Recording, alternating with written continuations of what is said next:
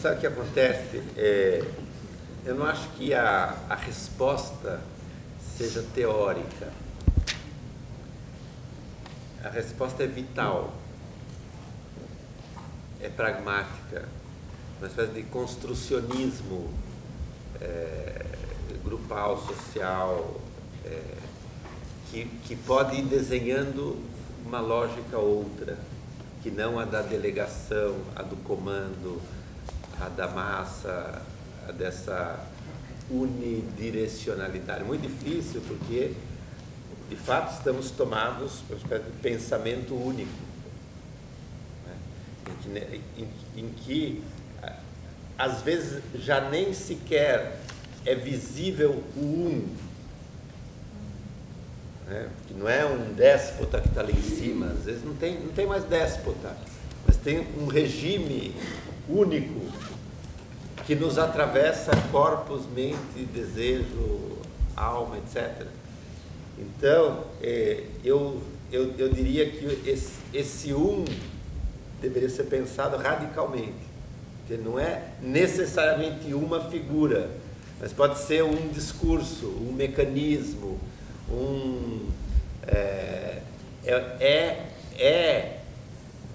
eu diria assim, uma espécie de monoteísmo da vida. É um único mundo, um universo. Um universo. E eu tenho a impressão do que é a minha prática, do que é a minha experiência, do que são as minhas leituras, que eu vou falar dos artistas, mas isso não se reduz aos artistas. Os artistas são, às vezes, inventores de mundo, inventam mundos, ou inventam possibilidades de vida, outras possibilidades de vida. Eu acho que os pensadores também são isso, né? Sondam outras possibilidades, outras maneiras de existir, de pensar, de sentir, de viver, né? Outros universos. Então, eu diria assim, de fato, nós estamos tomados por um pensamento único que nos diz que esse é o único mundo possível. Mas, ao mesmo tempo, por outro lado, nós assistimos a experimentações onde vão pipocando possibilidades, outras possibilidades de vida, outras maneiras de sentir, de pensar, de se relacionar, outros universos. Eu diria que há, ao mesmo tempo que essa espécie de homogeneidade claustrofóbica, há uma guerrilha cotidiana pela invenção de outros universos. E um universo que tem muitos universos, a gente poderia chamar de um multiverso. Okay? Então, como migrar do universo para o multiverso. Então, é um problema que é teórico, é político, é vital, é coletivo, é individual, é existencial, tudo ao mesmo tempo. Mas trata-se, eu diria, se eu pudesse resumir numa frase, o que está em jogo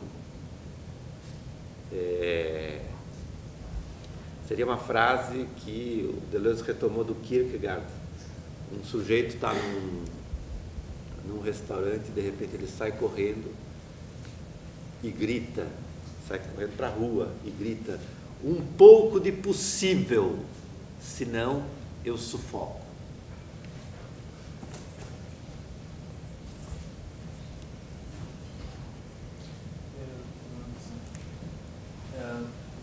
Eu gostaria de fazer uma analogia a uma coisa que está distante, mas faz parte da vida às vezes inexplicável do que a gente recebeu, da cultura que está impregnada nesse movimento cristão, que é o se Deus quiser, né?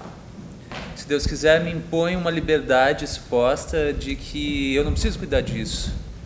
Eu não tenho responsabilidade sobre isso, porque existe uma incógnita que impulsiona um acontecimento que não depende de mim, né?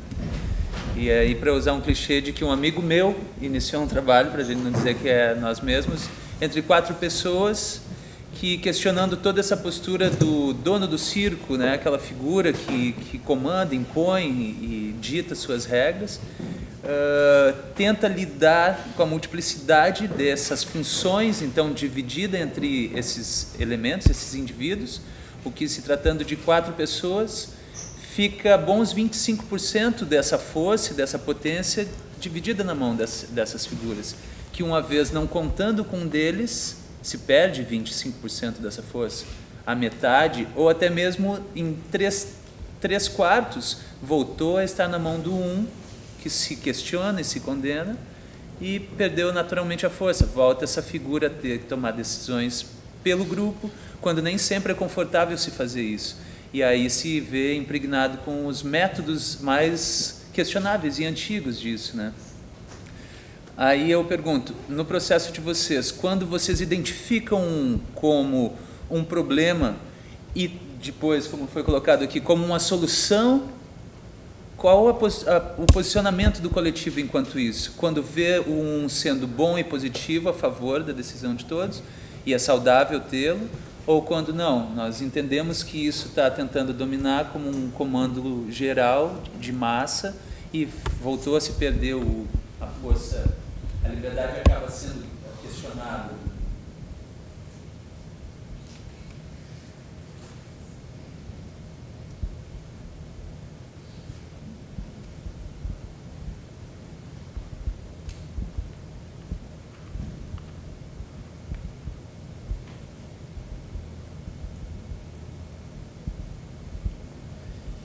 Muito difícil, né? Muito difícil, porque, assim, eu não acho que no nosso cotidiano grupal, que o um seja necessariamente uma pessoa. Eu vou te dar assim, uma imagem a mais distante disso.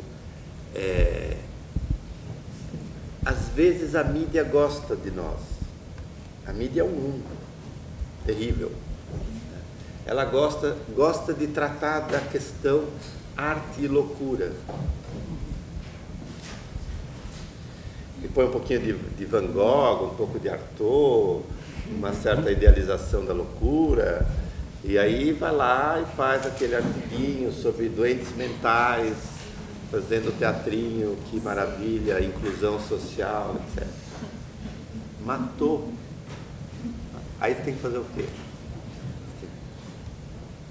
Tem que pedir distância, visto que talvez pudesse fazer ressoar o seu trabalho, e que você percebe que é um assassinato, sob o nome, a pretexto da inclusão social e de divulgar um trabalho socialmente, assim, politicamente correto, esmaga no ovo o afeto que está ali em jogo. Então, eu acho que tem estratégias de deserção essenciais. Às vezes é deserção em relação a contextos que poderiam parecer favoráveis, mas que são grandes armadilhas. O próprio circuito da arte é uma máquina infernal. Ou certas instituições, ou a mídia, são grandes uns, entendeu?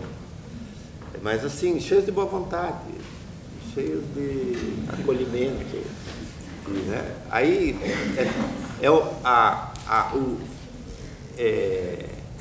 como lidar, é preciso, assim, uma espécie de um certo direito à deserção também. Então, não tem resposta. Eu sei que eu não respondi pergunta alguma. Eu nunca respondo, não sei responder.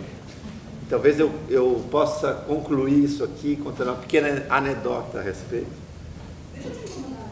Vai.